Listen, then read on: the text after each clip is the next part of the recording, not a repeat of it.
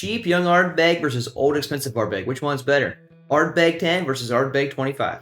Welcome back to another Whiskey Versus. I'm putting Ardbeg 10 and Ardbeg 25 together in the ring. They are both coming in at 46% alcohol, both matured in ex-bourbon barrels. Time is the only difference between these two whiskeys, so I think it's going to be really cool to see how these guys stack up. I'm going to compare the nose, the palate, the finish, and the values and see which one comes out on top. Get into it. All right, nose comparison time. I'm going to start with Ardbeg 10. It should be a bit more punchy. Heavy smoke, heavy seaweed, heavy meat, a little sweaty. I like those brine notes I'm getting on this. This is a very, very standard Islay nose right now. It's weird to say, it's a little brighter. I haven't gotten this note recently from this whiskey, but I'm getting a little grainy on this. It's almost like a smoky, salty wheat field. And there's your sausage fat, the nice salty bacon I normally get here. That's super good. Now, over here, 15 extra years in ex-bourbon barrels. This should really mellow that smoke out. See my review of this one? It's up here. When you go from this to this actually smelled like chocolate cookies. That's kind of awesome because in the review, then I get that nose. Very, very subtle smoke here. At 15 extra years in that really just mellows this out. You still get that typical Ardbeg peat hit, but it's very, very mellowed out here, and it doesn't scare you if you're not into the Islay nose because this one's 10, very punchy. Also super creamy here. Is that like a snickerdoodle? I'm not used to getting these like sweeter notes from here because again, it's Ardbeg and it's ex-bourbon, but man, I think when this sits in your nose and you go into something like this, the comparison right away is just crazy. It's very fruity, like apples and oranges. I still get some of that meat, some of the brine. It's just all of the standard Islay notes you get out of here that are in here are just way more subdued. With the added layer of the fruity, spicy, sweet notes here, probably no surprise. The nose aspect, I'm gonna pick this one. This is just, it's got everything that you want out of an Islay here as a standard Ardbeg, but it gets all of that sweet, fruity, spicy character that just adds that extra layer of flavor for me. So with the nose here, I think I'm gonna pick Ardbeg 25. Maybe the palate will switch up, who knows? Okay, palate comparison. I'm gonna start with Ardbeg 25 because if I started with this one, I think this one's a bit too harsh and this wouldn't allow me to enjoy this one as much or have a better comparison. So 25's first.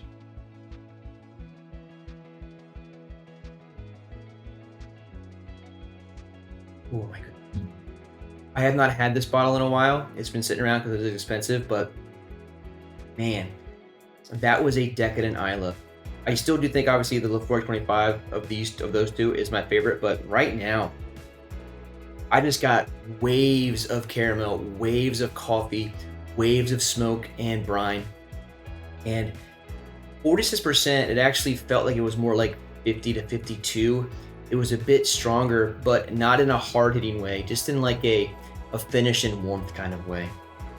And I'm getting a little bit of like that orange chocolate candy, little citrus there. Goodness, that first sip is so good.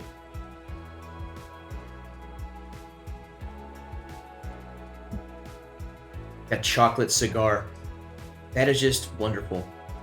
Now, if you've seen my review of this one, I didn't think the value matched what the palate was, but right now, I haven't had this in a while, maybe because I opened it and it's been sitting for a bit.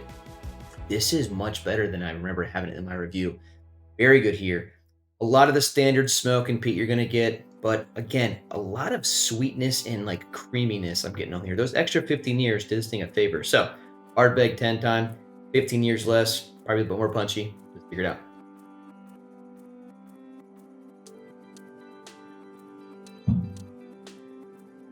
Yeah. So right here, a bit more one-dimensional. Very heavy on the peat, very briny.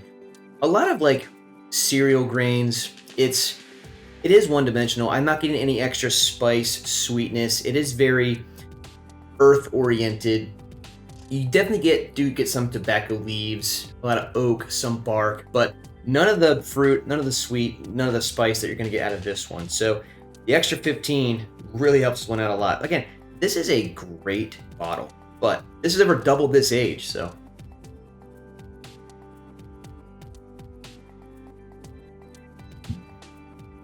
Okay, 2 sips on this, 2 sips on that. That second sip here, extra meat. I think if it's gonna have a little bit of extra dimension, I'd say some honey and some lemon on there, on kind of like a hot toddy. But overall, the palate, this one blows us out of the water, and I feel like it should. The price is crazy, but 25 years in ex-bourbon is really good. This does drink elegantly and decadently, and I feel like it should. It's a lot of money. It's 25 years, limited availability to find it. So when you compare it to this side by side, this should win. This is what this was about. Like, I was hoping that this was so much better than this. The price difference is staggering when we get there, but obviously right now, this on the palate wins. See what the finish is. Just like last time, I'm gonna give both finishes the win here. I'm gonna tie these. They're both the exact same ABV. They're both the exact same ppms. The only thing that's different is this is a little creamier and sweeter than this one, but they both have that long last peat finish that I really do love out of my Islas. I had this one after this one, but I'm getting both flavors, and that's actually a really superb finish right now. It's a really good Islay finish, but it's not fair to compare the finishes on these. If anything, if you want an extra sweet note to pull off your tongue here, bam. If you want a nice, cheaper, smokier, little saltier finish, you go with this one. But I'm gonna tie these right now, see what the value is. Okay, well, Ardbeg 25 comes in at $900. Ardbeg 10 comes in around $55 to $60. I think the clear winner there is Ardbeg 10. It drinks like such a good, solid Islay that you can always find on the shelves, and it's 55 bucks. This, on the other hand, it's not super easy to find, and it's 900 bucks. There's a bunch of other 25-year Islays. Beaumont, Lafroig. Beaumont is 500, Lafroig is like 625, 650. And I think Lafroig 25 is better than this. I think this is better than Beaumont 25. But I don't quite think this should be worth the $900 price tag. I realize availability is low and they can price it how they want, but I'm not gonna buy another one of these. I'm being honest with you guys. If it dropped to maybe 600 and I had like another tax return, I might pick this one up again. This was just a see how it tasted bottle. So I think 900 is a bit too steep. So I'm gonna give the edge on the value to the Ardbeg 10. Okay, there you go. 900 bucks versus 55 bucks, 10 years versus 25 years.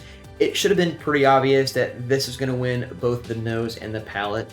The finishes, hard to compare. When you're doing whiskey side by side, one takes over the other no matter which order you do, even if you cleanse. So you can't do those. The value though is crazy. Obviously this is better. This is super expensive. The goal of today's video was to show 2 identical whiskeys, but 25 years in a barrel and 10 years in a barrel. And I think the difference was staggering with the nose and the palate with this one, and the price difference, how good this one is compared to this one. So I enjoyed this process. I enjoyed comparing whiskeys. If you've had either of these, let me know which one you think is better. If you haven't had these ones, try and get the Ardbeg 10 first. I would not spend money on this one. But like these videos, give it a like, and subscribe to it, consider doing so. See you guys next time.